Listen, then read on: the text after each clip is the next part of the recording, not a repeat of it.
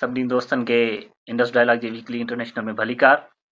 हफ़ीज़ आरी सर असां सां गॾु आहे ऐं पाण हलूं था उन जी तरफ़ सां खोड़ सारियूं ॻाल्हियूं कंदासीं। हफ़्तेवार जेका बि नई डेवलपमेंट थी आहे या दुनिया में जेके बि तब्दीलियूं थियूं आहिनि या जेके नवां वाक़िया थिया आहिनि उन्हनि ते पाण गुफ़्तगू कंदासीं। उमेद त इहो सिलसिलो तव्हांखे हमेशह जीअं पसंदि ईंदो। सो हफ़ीज़, सभ खां पहिरीं त उमेद त तव्हां ख़ुशि हूंदव। सवाल पहिरियों इहो आहे मुंहिंजो त गुज़िरियल 3 महीननि खां यानी 100 ॾींहं मुकमल थी चुका आहिनि मिडिल ईस्ट में जेका वार पई हले, ईरान उन मुसलसल सबुर जो मुज़ाहिरो कंदो रहियो आहे। अमेरिका ऐं ॿियूं जेकी यूरोपी जेका मुदाख़लत हुई रेड सी में या समूरे मिडिल ईस्ट जे रीजन में, उनखे कंहिं हद ताईं ईरान उन्हनि खे चयो पियो त बाबा इन खां बचो बचो बचो। ऐं असीं मिडिल ईस्ट में ॿाहिरी मुदाख़लत खे रोकणु चाहियूं था या जेका जंग हले पई या सिर्फ़ु इसराइल ऐं हमास जे विच में हुअणु घुरिजे। जेकॾहिं का बि ॿाहिरी मुदाख़लत थी त पोइ नया वार फ्रंट्स खुलंदा ऐं असीं उनजो भरपूर नमूने रद्द अमल ॾींदासीं। जेके रेज़िस्टेंस एक्सिस ऑफ रेज़िस्टेंस आहिनि उहे रेडी आहिनि। हर तरह जा जेके बि चैलेंजिस आहिनि उनखे उहो मुंहुं ॾेई सघनि था। सो कुझु ॾींहं अॻे ई ईरानी जेको जनरल क़ासिम सुलेमानी हो, जंहिंखे 2020 में इराक जी बगदाद एयरपोर्ट ते अमेरिका तरफ़ां क़तल कयो वियो, उन जी 4थी वरसी हुई करमान में। ऐं उते तव्हां ॾिठा त 2 वॾा ख़ुदकश बम धमाका थिया, जंहिंमें सवनि जी तादाद में माण्हू क़तल कया विया ऐं उहे बेगुनाह मासूम माण्हू हुआ। जंहिंखां पोइ उहा ज़िम्मेवारी दाइश क़बूल कई। ऐं पर हिन दफ़े दाइश जेका ज़िम्मेवारी क़बूल कई उन्हनि जे लफ़्ज़नि में थोरो फेरफार हो, छाकाणि त जेके दाइश जा कमांडोज़ आहिनि या जेका उनजे तर्जमान आहिनि उहे हमेशह ईरान खे ईरान न चवंदा पर सूबा फारस चवंदा आहिनि। इन करे लफ़्ज़नि में हिकिड़ो वॾो फेरफार हो। इन करे ईरानी जेको सदर आहे इब्राहिम रईसी उन क्लियर इहो चयो त इहे हमला दाइश न पर सेहूनी सरकार कया आहिनि। यानी हुननि सौ सिधो इहो इसराइल ते इल्ज़ाम मढ़ियो त हुननि ई ईरान में इहो सभु कुझु करायो आहे ऐं असीं जो भरपूर नमूने रद्द अमल ॾींदासीं, यानी उनजो भरपूर नमूने पंहिंजे माण्हुनि जे क़त्लेआम जो पलान कंदासीं। सो उन खां पोइ टियों ॾींहुं तव्हां ॾिठो त इराक जो जेको कुर्दिस्तान वारो इलाइक़ो आहे जेको नीम ख़ुदि मुख़्तियार आहे, उते बि मूसा जो जेको स्पाई हेडक्वार्टर आहे जेको जासूसनि जो, उते बि ईरान बैलिस्टिक मिज़ाइलनि सां हमिलो कयो, एयर स्ट्राइक्स बि थियूं। साॻी रीति शाम में बि इहो ॿुधायो पियो वञे त दाइश ऐं इसराइली फोर्सिस किथे किथे जेके अलाइड फोर्सिस मौजूदु आहिनि उन्हनि ते बि हमला कया विया। ऐं कल्ह हिकिड़ी वॾी डेवलपमेंट थी राति जो पाकिस्तान जो बलोचिस्तान सूबो आहे उते इहो ॿुधायो पियो वञे त जैश उल अदल या का तंज़ीम आहे, उन ॿुधायो पियो वञे त उनजो दाइश सां या करमान में जेके हमला थिया उन्हनि जो उन्हनि सां तालुक़ु आहे। उते बि बैलिस्टिक मिज़ाइल ऐं एयर स्ट्राइक्स कयूं हुयूं। सो इन समूरे मामले खे तव्हां कीअं था ॾिसो? पाकिस्तानी जेका फॉरेन ऑफिस आहे उन बि उन जी मज़म्मत कई आहे ऐं संगीन नतीजनि जी बि ॻाल्हि कई आहे त इन सां हिकिड़ा ख़राब नतीजा निकिरी सघनि था। सो इन ईरान जूं अचानक 3 महीननि खां पोइ इहे कार्रवायूं इराक में, शाम में, उन खां पोइ पाकिस्तान में, इनखे समूरे मामले खे कीअं था ॾिसो? मंसूर, वॾी महिरबानी तव्हांजी। तव्हां इंट्रो में सॼो ओवरव्यू ॾेई आया आहियो। सो हाणे चवण जो मक़सदु इहो त ईरान ते हमला थिया, इहो जेको करमान में हमिलो थियो ताज़ो, इन जी तव्हां ॻाल्हि कई। या उन खां अॻु में जेको बलूचिस्तान ऐं सिस्तान सूबो आहे ईरान जो, उन में हिकिड़ी पुलिस चौकी ते या पुलिस जी जेका स्टेशन आहे उन ते हमिलो थियो हुयो। सो ईरान हमला कया आहिनि, इराक में बि हमलो कयो आहे, शाम में बि हमलो कयो आहे, पाकिस्तान में बि हमलो कयो। आउं इहो सम्झां थो त इहो बेवक़्ता था हमला, छो त हींअर जेका यूएस एलाइड फोर्सिस आहिनि उहे यमन में जॾहिं कार्रवाई जारी पिया रखनि, हमास जे ख़िलाफ़ इसराइल जी कार्रवाई जारी आहे, पूरे वेस्ट जी जेका आहे मिडिल ईस्ट में जेका जंग आहे उहो जारी आहे। सो उन में इराक, शाम ऐं पाकिस्तान जहिड़नि हिमायती मुल्कनि, ॾिसो पाकिस्तान खे हिमायती उनजे करे कोठियो आहे त घणा माण्हू हिते इंक्लूडिंग अवर इंडस डायलॉग प्लेटफॉर्म, उहो ईरान जो जेको मिडिल ईस्ट में रोल हो उन खे सपोर्ट करे थो पियो। ऐं अॼु असां उन जी जेका कंडमनेशन करियूं था पिया या जेको उन जो कल्ह वारो एक्ट आहे उन्हनि खे सपोर्ट उनजे करे नथा करियूं त उहो बेवक़्ताए थो। आउं नथो सम्झां त इन हमले जी ज़रूरत हुई, छाकाणि त हिकिड़ो गॾियल आवाज़ जेको आहे उहो बणिजणो हुयो पाकिस्तान खे, इराक खे, ईरान खे ऐं जेके बि इहे मुल्क आहिनि जेके सदाईं इहे वेस्ट जी साम्राज्य चंबे हेठि रहिया आहिनि या उन्हनि जे जेका एक्सप्लॉइटेशन आहे उन जो शिकार थींदा रहिया आहिनि। सो हिकिड़ो वॾो जेको आहे उहो मौक़ियो हुयो ऐं उन खे अचानक सां ईरान जेको आहे उहो ख़तमु कयो। हाणे 2 माण्हू मुआ आहिनि पाकिस्तान में, ॿिनि माण्हुनि जे मरण सां को एॾो वॾो इम्पैक्ट नथो पए। उहो बि पाकिस्तानी जेका फॉरेन ऑफिस उहो चवे थी त दे वर द सिविलियन पीपल, ठीकु है। ऐं तव्हां ॾिठो त हमले खां पोइ इराक ऐं ईरान जिन जा पाण में ॾाढा भला रिलेशन्स आहिनि, सुठा रिलेशन्स आहिनि, इराक बि जेको आहे पंहिंजो इन्वेस्टर वापसि घुरायो ऐं ईरानी इन्वेस्टर खे निकाले ॾिनी ऐं पाकिस्तान बि जेको आहे उहो इहो चाहियो ऐं वेस्ट इहो ई चाहियो पिए। वेस्ट खे इहो ई खपे पिए त जेको ईरान खे मुस्लिम दुनिया जी जेका सपोर्ट हुई न, उन खे किथे न किथे ख़तमु करणो। सो आउं सम्झां थो इहो हिकिड़ो इसराइली मनसूबो या वेस्ट जो मनसूबो त किथे न किथे ईरान खे अकेलो कजे, आइसोलेट कजे। कासिम सुलेमानी जी जेको वर्सी ते हमलो बि हुननि करायो ऐं प्रोवोकेशन में जेको ईरान जो हमलो आहे, आई थिंक उहे सक्सेसफुल रहिया आहिनि पंहिंजी स्ट्रेटेजी में। पाकिस्तान, ईरान या हाणे पूरो ख़ितो जेको आहे उन में हिकिड़ी ख़ौफ़ जी लहर आहे त ईरान कंहिं महिल बि हमलो करे सघे थो। सो आउं इन सूरत कीअं थो ॾिसां। ठीकु आहे, ज़बरदस्त। मूं बि तमामु जेके माहिर आहिनि उन्हनि जा तजिया ॿुधा ऐं अॻु में मूं कुझु ॾींहं अॻे इन हमलनि खां अॻु में इहो तजियो ॿुधो पिए हिंदुस्तान जे जर्नलिस्टनि जो, त उन्हनि ईरान जे इन किरदार खे साराहियो पिए त ईरान हिन वक़्त ताईं के बि जवाबी हमला न आहिनि कया या हिन जंग में सिधी सही मुदाख़लत न आहे कई, ऐं अमेरिका ऐं यूरोप जा मुल्क इहो ई चाहिनि था त ईरान खे जंग में धिके अचिजे ऐं मुस्लमान ऐं अरब मुल्क आहिनि उन्हनि खे ईरान मां हिकिड़ो ख़तरो महसूसु कराइजे ऐं पोइ ईरान खे मुकमल तौर ते आइसोलेट कजे। तव्हां ॾिठो हूंदो त आख़िरी भेरो हाणे जॾहिं ब्लिंकन आयो दौरे ते, यूएस स्टेट सेक्रेटरी, त हू जॾहिं मिस्र में वियो त हुन इहो ई चयो त रेड सी खे ऐं मिडल ईस्ट खे हिकिड़े ई तरीक़े सां बचाए सघिजे थो, सेफ करे सघिजे थो, त ईरान खे मुकमल तौर ते आइसोलेट करे छॾियो। सो ईरान ने यकीनन तव्हांजे जवाब मुताबिक़ त ही बेवक़्ता जा हमला हुआ जेके ईरान खे अरबन खां बि कटे सघनि था ऐं उनजी हिकिड़ी वॾी जेका हिमायत आहे इन खिते में, ॾखिण एशिया में या मिडल ईस्ट में, उहा ईरान विञाए सघे थो। सो ॾिसूं त अॻिते छा थो थिए। बहरहाल तव्हां खां हिकिड़ो ॿियो अहम सुवालु आहे। यूरोप जी हमेशह जेका उहा बदमाशी वारी पॉलिसी रही आहे, उन्हनि हमेशह शयुनि खे प्रोवोक कयो आहे, माण्हुनि खे टीकरूं ॾेई जंग में आंदो आहे, पोइ हिते हटी विया आहिनि। जीअं यूक्रेन में तव्हां ॾिठो थियो, उनखां अॻु में सोवियत यूनियन सां जेको कुझु हुननि कयो, समूरे यूरोप खे ॿुधायो वियो त बाबा कम्युनिज़म तव्हां लाइ वॾो ख़तरो आहे, अरबन खे ॿुधायो वियो, मुस्लमाननि खे ॿुधायो वियो त कम्युनिज़म तव्हांखे इस्लाम खां परे करे छॾींदो ऐं दीन जो दुश्मन आहे कम्युनिज़म। ऐं पोइ सभु कात कुआड़ा खणी मुला ऐं सरमाएदार साम्राज सभु हुनजी कढ पिया ऐं सोवियत यूनियन जो ख़ात्मो थी वियो। बहरहाल हाणे जर्मनी जंहिं हमेशह यूरोप जे अंदरि तबाही मचाई आहे, फाशिज़म पखिड़ियो आहे, मज़लूम ऐं कमज़ोर माण्हुनि हुननि हमला कया आहिनि, इहो सही हुननि जी हुननि हिकिड़ो जवाज़ पैदा कयो आहे त हीउ जेको टेरिटरीज़ आहिनि इहे असांजूं आहिनि तारीख़ी तौर ते, ऐं जवाज़ ॼाण आहे उन ते हमला कंदा रहिया। हाणे हिकु दफ़ो ॿीहर जर्मनी उहो किरदारु अदा करे पियो, यानी यूरोप जे मुल्कनि खे रूस जो ख़तरो ॿुधाए नेटो खे एक्सपेंड करण जी ॻाल्हि करे पियो, चाहे पियो त नेटो जूं जेके गॾियल फोर्सिस आहिनि टीहनि मुल्कनि जूं, उहे रूस ते हमलो कनि। सो हिकु दफ़ो ॿीहर जर्मनी जो जेको इहो किरदारु आहे जेको टीं आलमी जंग ॾांहुं वञी सघे थो, इन खे समूरे किरदार खे तव्हां कीअं था ॾिसो? मंसूर, इन ते पाण जेको वर्ल्ड ऑर्डर में सेशन कयो उन ते ॻाल्हाए चुका आहियूं। जर्मनी जेको प्लान न आहे, इहो अमेरिका जो प्लान आहे।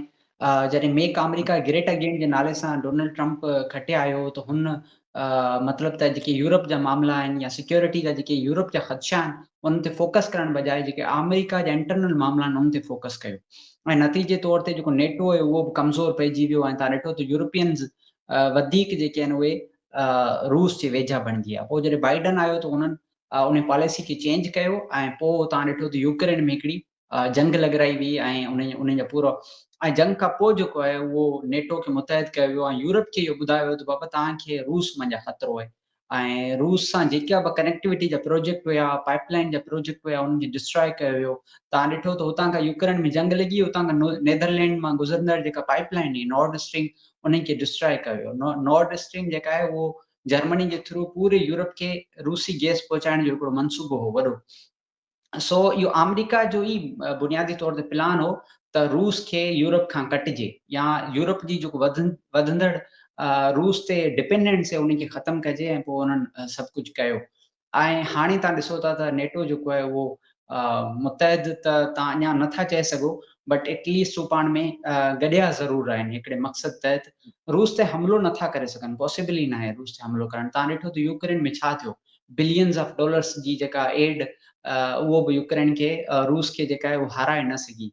एतिरे क़दुरु ताईं उहे जेके टे रूस जा गोल्स हुया जेको जंग में खणे आयो, तव्हां ॾिठो त अञा ताईं उहो पंहिंजा गोल त पूरा करे चुको आहे, पर यूक्रेनियन फ़ौज हेॾी वॾी मदद खां पोइ बि रूसी फ़ौज खे उन्हनि टारगेट्स अचीव करण खां रोके न सघी। दैट मीन्स कि उहे हाराए चुका आहिनि यूक्रेन जी जंग, ऐं हू पाण तस्लीम कनि था। यूक्रेन जो सदर, नेटो जो चीफ या जेको बि हुजे, उहो पंहिंजी शिकस्त सरेआम तस्लीम कनि था। ऐं तव्हां प्यूटन जी ताज़ी रिपोर्ट या प्यूटन जो ताज़ो ख़िताब तव्हां ॿुधो हले न, जेको रूसी माण्हुनि खे हुन कयो आहे, त हेॾिन वॾिन पाबंदियुनि जे बावजूद बि जेका रूस जी इकोनॉमी उहो रिज़िलियंट आहे, उहो सस्टेन्ड आहे, ऐं उहो यूरोप जी वॾे में वॾी economy in terms of purchasing power बणिजी चुकी आहे। माना यूरोप जी वॾे में वॾी इकोनॉमी जंहिं ते पूरे यूरोप जो आलमी पाबंदियूं हुजनि, उहो रूस आहे हींअर।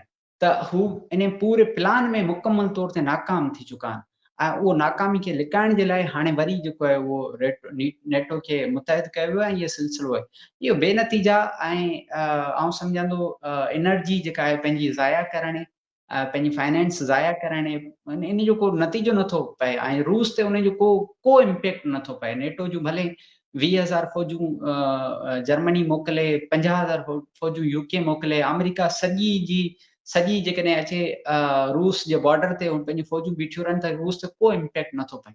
ऑब्वियसली हुननि वटि अल्टीमेट पावर आहे, ठीकु है, ऐं तव्हांखे ख़बर आहे तो पावर कहिड़ो आहे। ऐं पूरी दुनिया डिॼे थी त रूस या नॉर्थ कोरिया कंहिं महिल बि जॾहिं हुननि जी बर्दाश्त खां शयूं टिपियूं, त हुननि वटि को ऑप्शन ई न आहे। उहो रूसी सदर जेका ॻाल्हि कई त जेकॾहिं दुनिया में रूस न रहंदो त अहिड़ी दुनिया जो छा कंदासीं। सो इन समूरी ॻाल्हि मंझां, इन समूरे अल्टीमेट प्लान मंझां वाशिंगटन, लंडन, बर्लिन उहे सभु वाक़ुफ़ आहिनि त छा थियण वारो। उनजे करे मिड़ई इहे सम्झो त इन्हनि यूरोपी जेके ताक़तूं आहिनि उन्हनि खे इंगेज करण जो हिकिड़ो टूल आहे नेटो, बाक़ी कुझु बचियो ई न आहे। अच्छा हाफ़िज़, इन सां रिलेटेड हिकिड़ो अहम सुवाल आहे। कल्ह जी हिकिड़ी डेवलपमेंट्स आहे, यकीनन तव्हांजी नज़र मां गुज़री हूंदी, तव्हांजी हिन ते तमामु घणी नज़र आहे आलमी सूरत हाल ते, ख़ासि तौर इहो जेको पासो आहे। सो कल्ह मूं हिकिड़ी रिपोर्ट ॾिठी त हुन में हिकिड़ो एंटी नेटो हिकिड़ो अलायंस पियो ठहणु वञे। अॻु में जीअं वारसा पैक्ट हो, सो मूं हुन में ॾिठो त हुन में तुर्की जेको अॻु में ई नेटो जो मेंबर आहे, तुर्की, ईरान, इराक, सीरिया ऐं रूस गॾिजी करे एंटी नेटो ऐं एंटी कुर्दिश ऐं दाइश हिकिड़ो इतिहाद पिया जोड़नि, फ़ौजी इतिहाद, जेको नेटो खे बि कंहिं हद ताईं रोकींदो। ऐं ॿिए पासे जेके कुर्दनि जो मसइलो आहे तुर्की में, शाम में, ईरान में, इराक में, ऐं दाइश जेका अमरीकी पैदा कयल हिकिड़ी टेररिस्ट फोर्स आहे, उनखे बि हू रोकींदा कंहिं हद ताईं। सो इहो इतिहाद जेको आहे इहो तव्हांखे कीअं थो लॻे? हिकु पासे तुर्की नेटो जो मेंबर आहे, ॿिए पासे हू रूस सां बि तालुकात बहाल रखंदो पियो अचे। हाणे जेके ईरान जा हमला आहिनि, उन इराक सां बि तालुकात बिगड़िया आहिनि। सो इहो सॼो मामलो कीअं रहंदो, ऐं छा नेटो जे ख़िलाफ़ इहा फोर्स कामयाब वेंदी, या वारसा पैक्ट जीअं आहे इहो बि नाकाम रहंदो समूरो मामलो? मंसूर, इहो डेवलपमेंट मुंहिंजे नज़र मंझां त कोन गुज़री आहे, शायदि मूं इन्हनि शयुनि ते कोन ॾिठो आहे। बहरहाल मंसूर, जेको तुर्की वारो केस आहे या तुर्की जो इन ग्रुप में हुजण आहे, तुर्की हमेशह खां जेको आहे उहो पंहिंजी रूस ॾांहुं या चाइना ॾांहुं या इहो जेको ग्रुप आहे इन ॾांहुं पंहिंजी जेका एलियनेशन आहे या उन ॾांहुं पंहिंजी जेका जुड़त आहे उनखे इस्तेमालु कयो आहे नेटो खे ब्लैकमेल करण जे लाइ। छो तुर्की जो हिकिड़ो घणो वक़्तु आहे त जेको ख़्वाब आहे त उनखे यूरोपी यूनियन में शराकतदार ठाहियो वञे या हुनखे यूरोपी यूनियन में शामिलु कयो वञे। तव्हांखे ख़बर आहे तुर्की में वॾा मुआशी मसइला हलनि था पिया, ऐं दैट्स वाई जेको आहे उहो वक़्तनि ब वक़्तनि हू रूसी सदर सां ॻाल्हाईंदो रहंदो आहे ऐं रूसी हथियार बि ख़रीद कंदो रहंदो आहे, थोरे लेवल ते ई सही। ऐं गॾोगॾु यूरोपी यूनियन सां बि ॻाल्हियूं कंदो रहंदो आहे त मूंखे जेको आहे यूरोपी यूनियन में शामिलु करियो। ऐं तव्हां ॾिठो त फिनलैंड खे असां नेटो में दाख़िला कोन ॾींदासीं, पोइ चयो त स्वीडन खे दाख़िला कोन ॾींदासीं, पर तव्हां ॾिठो त पहिरीं फिनलैंड खे तुर्की जी पार्लियामेंट वोट करे दाख़िला जी इजाज़त ॾिनी, पोइ स्वीडन जे बारे में हाणे तव्हां ॾिठो त उहो उन्हनि खे इजाज़त हले थी पई। त तुर्की जेका आहे उहो गैर अहम बणिजी चुको आहे। हुनजा जेके इंटरनल पॉलिटिक्स जा मसइला आहिनि, आउं सम्झंदो उहे को हुनखे स्पेस नथा ॾियनि त हू घणो वक़्तु आलमी पॉलिटिक्स जे बारे में को पंहिंजो किरदारु अदा करे सघे। जीअं पाकिस्तान जो मसइलो आहे, जॾहिं हुनमें इंटरनल पॉलिटिक्स जा इशूज़ वधनि था, स्टेबिलिटी वधंदी आहे, त हू डिफेंस जा इशूज़ संभाले कोन सघंदा आहिनि। ऐं राति वारो वाक़ियो ईअं ई ऐं तुर्की सां बि इहे इशूज़ आहिनि। हू पंहिंजा इंटरनल जेके मुफ़ाद आहिनि अर्दोगान उहो हासिल करण जे लाइ कंहिं हद ताईं बि वञी सघे थो। आई डोंट थिंक सो कि इहो इतिहाद जेको आहे उहो कामयाबी ॾांहुं वेंदो। बाक़ी वॾे लेवल ते जेको इतिहाद आहे चाइना जो आहे ऐं रूस जो आहे, ऐं उन जे थ्रू पूरी दुनिया में जेके फोर्सिस आहिनि अगेंस्ट द वेस्ट उनखे सपोर्ट कंदा आया आहिनि। पोइ शाम में हुजे, उहो ईरान जी सपोर्ट हुजे या उहे जेके बि फोर्सिस हुजनि उन्हनि जी सपोर्ट हुजे, सो उहो मौजूदु आहे। ऐं मुस्तक़बिल में जेको आहे ब्रिक्स जेकॾहिं इंडिया खे उन खां ॿाहिरि कयो थो वञे ऐं प्योरली एंटी इंपीरियलिस्ट ठाहियो थो वञे, त ब्रिक्स खे अञा बि या एससीओ जेकॾहिं उन खे इंडिया में इहे ॻाल्हियूं हलनि थियूं पियूं त इंडिया जो ब्रिक्स ऐं एससीओ में हुजनि पोइ हाणे गैर ज़रूरी आहे। सो उन जो तव्हां चए सघो था या उन जा अञा बि वधीक चांसिस आहिनि अहिड़े कंहिं इताद में मूंखे वेझो अहिड़ो कोई इताद जेको आहे उहो थींदे नज़र नथो अचे। सो इहे आई थिंक सो। अच्छा हफ़ीज़, बिल्कुलु दुरुस्त चयो तव्हां। जॾहिं सदाम ते अमेरिका अटैक करण जी ॻाल्हि पे कई, उन वक़्तु बि सदाम अरब दुनिया में पॉपुलर हो। इन करे जॾहिं तुर्की खां इहा घुर कई वई तव्हां असांखे पंहिंजी एयर स्पेस इस्तेमालु करणु ॾियो, त तुर्की मना कई। ऐं उर्दगान त हमेशह खां ई हाणे जीअं हू मज़हब इस्लाम खे इस्तेमालु करे ऐं पंहिंजा जेके दाख़िली तज़ाद आहिनि ऐं या उनजी जेका घटिजंदड़ पॉपुलरिटी आहे उनखे वधाइण लाइ फ़लस्तीनियुनि जी हिमायत पियो करे, पर अमली तौर ते हुन को बि अहिड़ो क़दम न आहे कयो। सो ख़ैर ॾिसूं त छा थो थिए। बिल्कुलु तो अभी हुन त एतिरे क़दुरु घंटो ताईं हिकिड़ो डिप्लोमेटिक टाइज़ ख़तमु कोन कया आहिनि इसराइल सां। इसराइल जो एम्बेसडर स्टिल इस्तंबुल में आहे या एनकरा में मौजूदु आहे।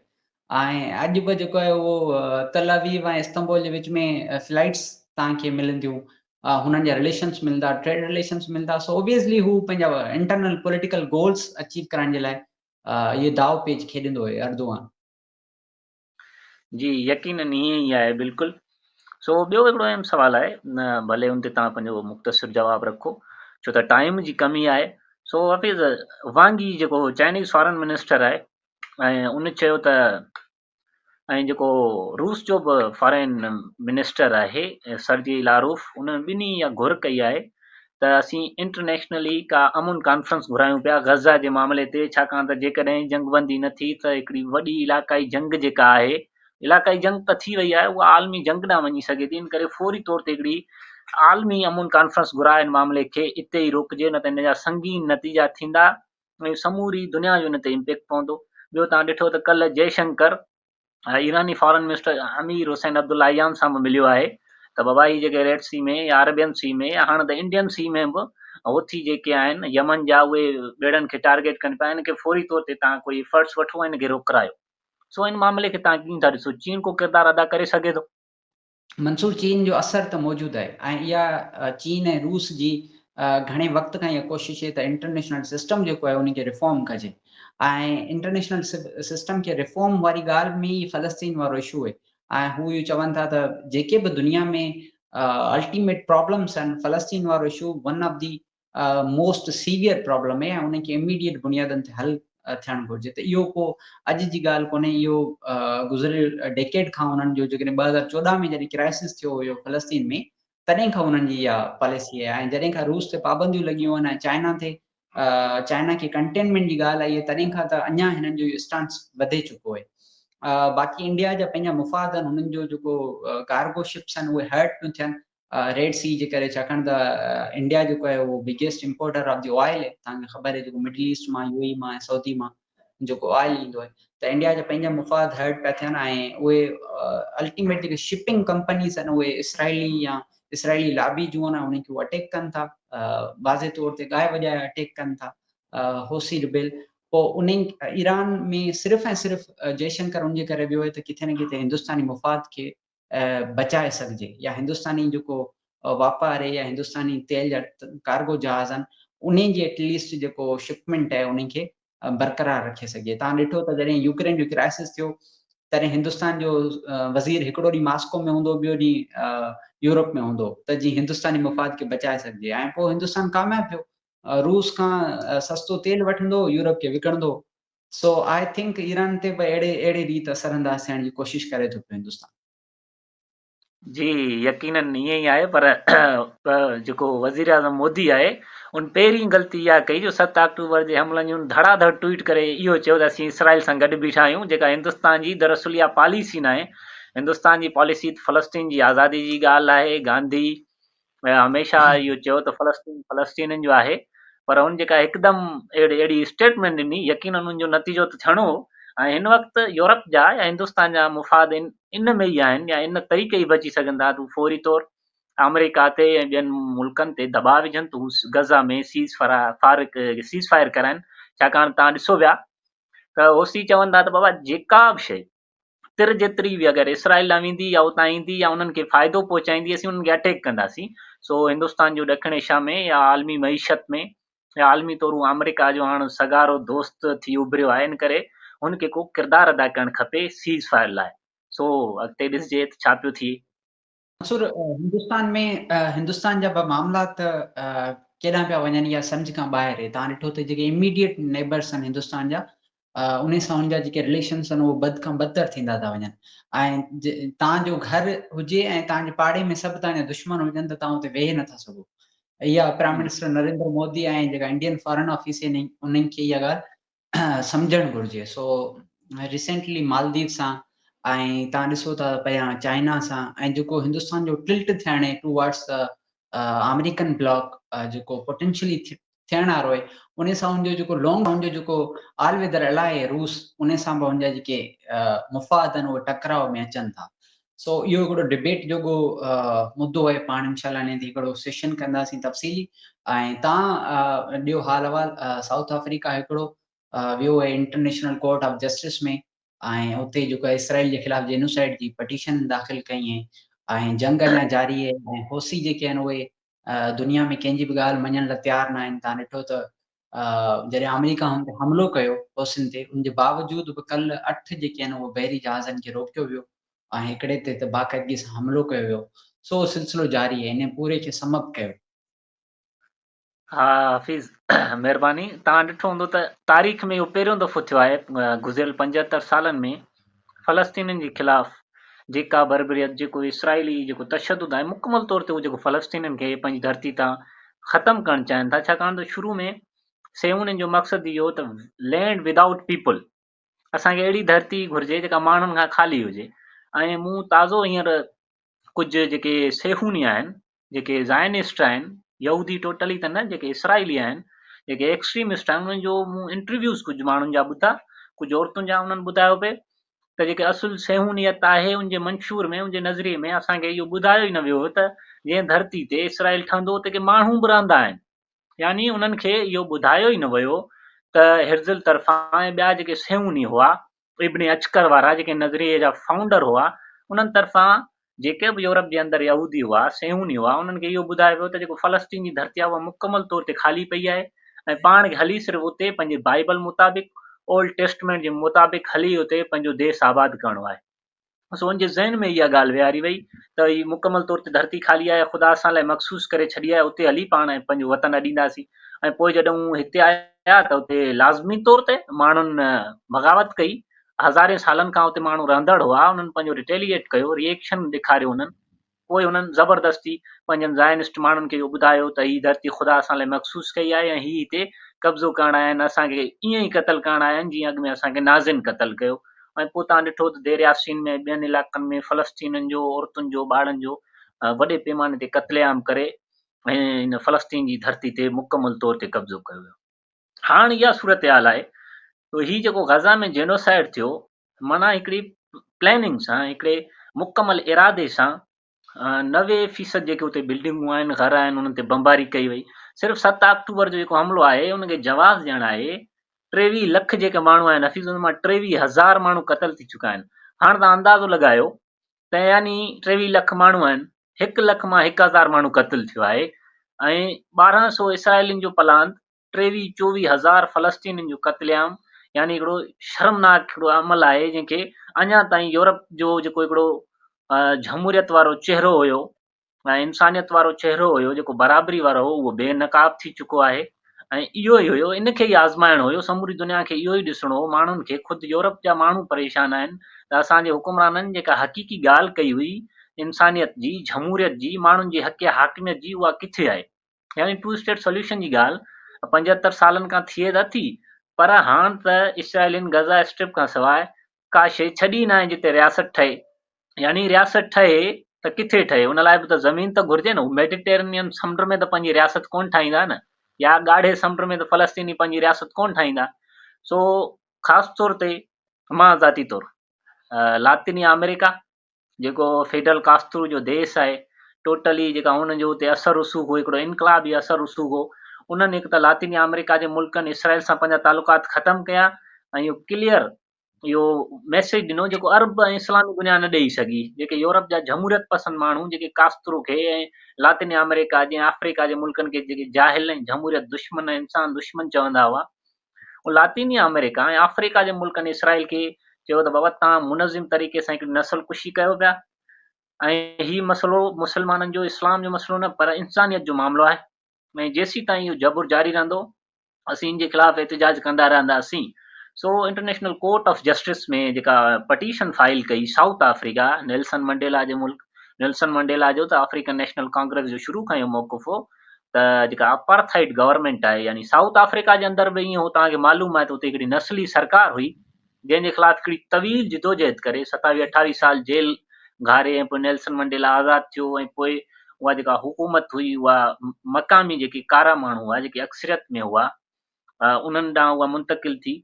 So international court of justice में बि हफ़ीज़ ईअं ई आहे जीअं तव्हां ॾिसो था सिक्योरिटी काउंसिल में ऐं UN में जनरल असेंबली में, त उते जेके कुझु ताक़तवर मुल्क आहिनि उहे असरअंदाज़ थियनि था शयुनि ते। So international court of justice में बि ईअं ई थींदो। पर इहा ख़ुशी जहिड़ी ॻाल्हि इहा आहे त अफ्रीका जे मुल्क इहा मुर्सी करे एॾे वॾे प्रेशर यूरोप जे प्रेशर जे बावजूदि उहा पटीशन फाइल कई, ऐं 2 ॾींहं जेका ॿुधणी थी उन में मूं उन्हनि जेके साउथ अफ्रीका जा वकील हुआ जेके मूं उन्हनि जा दलील ॿुधा, जेके उन्हनि जा आर्ग्यूमेंट्स हुआ, सो उन में त मुकमल तौर ते इसराइल हिकिड़े मुनज़िम तरीक़े सां जेनोसाइड कयो आहे फ़लस्तीन जो, ऐं उनखे उन में ॾोही ठहिराइणु खपे। ऐं ॿिए ॾींहं ते जॾहिं इसराइली वकीलनि पंहिंजा दलील पेश कया उन कोर्ट में, त उहे कंहिं बि रीति न एतबार जोगा हुआ, न उहे कानूनी तौर कंहिं दायरे में अचनि था, न ई जंग जे उसूलनि ते पूरा लहनि था। सो उहो फ़ैसिलो अचे तॾहिं ख़बर पवंदी। पर जेकॾहिं सिर्फ़ु जंगबंदी इंटरनेशनल कोर्ट ऑफ जस्टिस भले जंगबंदी न कराए सघे, भले उनजो हुकुम न ॾेई सघे, तॾहिं बि जेकॾहिं सिर्फ़ु इहो ई फ़ैसिलो ॾिए त इसराइल मुनज़िम तरीक़े सां जेनोसाइड जो फ़लस्तीन जी नस्ल कुशी जो इरादो कयो आहे या रखियो हो, उहो बि इसराइल लाइ हिकिड़ी तमामु वॾी बदनामी हूंदी। ऐं इंटरनेशनली उनजी जेका मॉरलिटी आहे, जेको इसराइल खे लाइ माण्हुनि वटि हिकिड़ी हमदर्दी हुई ॿी आलमी जंग खां पोइ त बाबा ही पीड़ियल माण्हू आहिनि, हिटलर जे ज़ुल्म जा, नाज़िन जे ज़ुल्म जा, इन्हनि जे रहण जो हक़ आहे उहो ख़तमु थी वेंदो। छाकाणि त हिन जंग खां पोइ ई तव्हां ॾिठो त समूरी दुनिया जा माण्हू इसराइल लाइ जेनोसाइडल रिजीम उनखे चवनि पिया। जेके माण्हू अॻु में 2 स्टेट सोल्यूशन में यकीन रखंदा हुआ, तव्हां ॾिसो त यूरोप में जेके एहतिजाज पिया थियनि उन्हनि माण्हुनि जो बि इहो ई नारो आहे, from the river to the sea या पैलेस्टाइन विल बी फ्री। सो उन्हनि जो बि 1 स्टेट जो मुतालबो आहे त इन्हनि खे मुकमल तौर ते इसराइलियुनि खे तव्हां बेदख़ल करे या हक़ीक़ी तौर ते जेका फ़लस्तीनी रियासत फ़लस्तीनी माण्हुनि जी हुई 2000 सालनि खां उहा उते क़ाइमु कई वञे। ॿिए पासे होसिन जो जेको मामिलो आहे, होसिन ते जेके UK ऐं US जेको हिकिड़ो मैरिटाइम फोर्स क़ाइमु थी, टास्क फोर्स त रेड सी खे उहो महफ़ूज़ कंदा ऐं होसिन जे अमलनि खां बचाईंदा, उन में त उहो मुकमल तौर ते नाकाम विया। यानी 73 खां 75 गॾियल तौर ते UK ऐं US एयर स्ट्राइक्स कयूं होसिन जे अहम ठिकाणनि ते, जंहिंमें जो रडार सिस्टम बि बकोल US जे तबाह कयो वियो आहे। पर जेको होसिन जो तर्जमान आहे, फ़ौजी तर्जमान यया सरी, उन इन क़िस्म जी का बि ॻाल्हि न आहे कई, बाक़ी उन्हनि हमलनि जी तस्दीक कई आहे त यकीनी तौर ते यमन ते हमला थिया आहिनि, ऐं उन्हनि इहो चयो त यमन जे माण्हुनि जो खून फ़लस्तीनी माण्हुनि जे खून खां वधीक मुक़दस ऐं अफ़ज़ल न आहे। भले समूरे यमन जा माण्हू क़तल थी वञनि, भले समूरे यूरोप जा पावर्स जेके अलाइड फोर्सिस आहिनि उहे हिते हमिलो कनि, पर असीं कंहिं न कंहिं रीति फ़लस्तीनियुनि सां पंहिंजी यकजहती जारी रखंदासीं। सो उन खां पोइ अमरीकी जेके जंगी जहाज़ आहिनि उन्हनि ते वॾा हमला थिया आहिनि। कल्ह राति ई मूं ॾिठो पिए त 2-3 वॻे बि 2-3 जेके हिकु त यूनान जूं ऐं ॿियूं कुझु जेके शिप्स उन्हनि खे टारगेट कयो आहे, US शिप्स खे त बाक़ाइदा एक्यूरेट हमलो उन ते कयो वियो। पेंटागोन उन खां भले इनकार करे, पर होसिन बाक़ाइदा उनजा सबूत पेश कया। सो एॾनि वॾनि हमलनि जे बावजूदि होसी पोइते न आहिनि हटिया। ऐं अॼु अमीर हुसैन अब्दुल्ला यानी ईरानी फॉरेन मिनिस्टर जो इहो बयानु हो त रेड सी खे ईरान, यमन ऐं हिज़बुल्ला बि बयानु ॾिनो आहे त असीं उनखे अमेरिका लाइ जहन्नम में तब्दील करे छॾींदासीं। जेसीं ताईं गज़ा में जारियत बंदि नथी थिए, दुनिया जी का बि ताक़त होसिन खे रोके न सघंदी, ऐं इसराइली, अमरीकी ऐं यूरोपी जेके बि इसराइल सां हमदर्दी रखनि था उहे शिप्स हितां न गुज़री सघंदियूं। सो इहो उन्हनि जो हिकिड़ो क्लियर स्टैंस आहे, हिकिड़ो मौक़ुफ़ आहे। ऐं अॼु त ईरानी सुप्रीम लीडर होसिन जे किरदार खे साराहियो ऐं उन्हनि चयो त होसिन जे हमलनि उन्हनि जे हिकिड़े मज़बूत मौक़ुफ़ खिते जी सूरत हाल तब्दील करे छॾी आहे। इन करे ई राति इसराइल कतर में फ्रांस ऐं कतर जी मीडिएशन सां हमास सां हिन एग्रीमेंट ते पहुतो त गज़ा में जेको आहे उहा एड ऐं मेडिसन हॉस्टेजिस लाइ मुकमल तौर ते रफ़ा बॉर्डर खां क्रॉस थींदी ऐं इसराइल ग्राउंड फोर्स बि पंहिंजी घणे पैमाने ते खोड़ सारियूं बटालियन वापसि करायूं आहिनि। एयर स्ट्राइक्स में बि कमी आई आहे। सो इहो जेको ओसिम जो किरदारु आहे जंहिं आलमी मईशत खे हिट कयो आहे, तेल जूं प्राइसिस वधियूं आहिनि, शिप्स हितां न पियूं गुज़रनि, 25 खां 30 वॾियूं जेके कंपनीज़ आहिनि आलमी, उन्हनि पंहिंजो इहो रेड सी मां गुज़रणु शिप्स खे मुकमल तौर ते बंदि करे छॾियो आहे। सो कुझु ई ॾींहंनि में तव्हांखे नज़र ईंदो त हिकिड़ी नई डेवलपमेंट थींदी ऐं हमास सां वेही करे उनखे टेबू ते अची ॻाल्हियूं कंदा, तॾहिं ही समूरो मामिलो जीअं जो तीअं रेड सी मां हलंदो ऐं फ़लस्तीनियुनि खे को रिलीफ मिली सघंदो हक़ीक़ी तौर ते। ठीकु आहे मंसूर, तव्हांजी वॾी महिरबानी, तव्हां इनसाइट्स ॾिनियूं मिडिल ईस्ट जे मामलनि ते। ऐं हीउ सिलसिलो असांजो वीकली इंटरनेशनल जो अॼु 8वां अलाए 9 जेको आहे उहो किस्त आहे ऐं इंडस डायलॉग ते इहो सिलसिलो हलंदो रहंदो।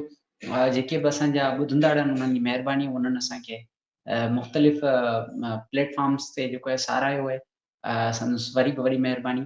ऐं हीउ बि सिलसिलो जेकर तव्हांखे वणे त पंहिंजे दोस्तनि लाइ शेयर करियो ऐं इंडस डायलॉग खे सपोर्ट करियो।